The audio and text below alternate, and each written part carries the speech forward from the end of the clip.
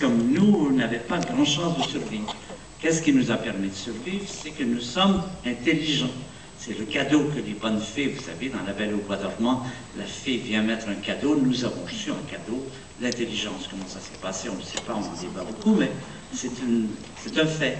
Et cette intelligence nous permet de survivre, de développer des technologies, de développer la science, et au départ, l'intelligence est ce qui nous permet de subsister et de dominer la planète. Et aujourd'hui, la question est de savoir, est-ce que cette intelligence qui nous a permis de dominer, n'est pas un cadeau empoisonné?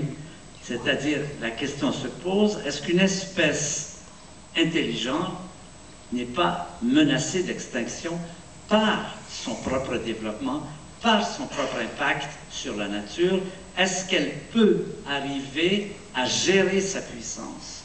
Et je pense que quand on ira visiter d'autres planètes, ce qu'on espère, qu'il y a beaucoup de planètes habitées, ce que je pense, ça c'est des opinions, qu'est-ce qu'on trouvera? Est-ce qu'on trouvera des cas de figure différents? On trouvera des planètes vertes, comme celle dont j'ai parlé, où les gens auront réussi à passer la crise de leur puissance. Nous sommes confrontés à la crise de notre puissance. Alors nous trouverons probablement des planètes qui sont en bonne santé, où les gens continueront à vivre, ils auront géré leur effet de serre, ils auront géré tout. Il est vraisemblable qu'ils rencontreront les mêmes difficultés que nous. Il n'y a pas de certitude, mais c'est très plausible que l'évolution de la vie amènera l'apparition d'une espèce intelligente.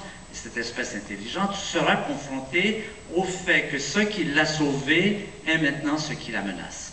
Donc la question de est-ce que l'intelligence est viable, est-ce qu'elle peut durer, c'est une question que nous pose la nature, entre guillemets.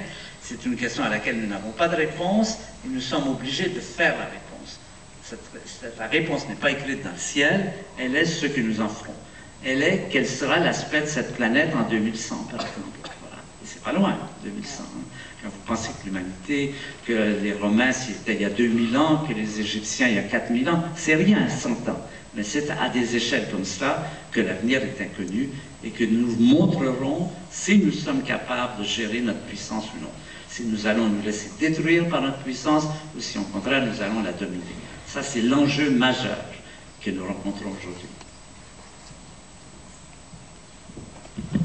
Une question sur le haut droit, ici. Oui, moi je voudrais vous amener le livre qu'a écrit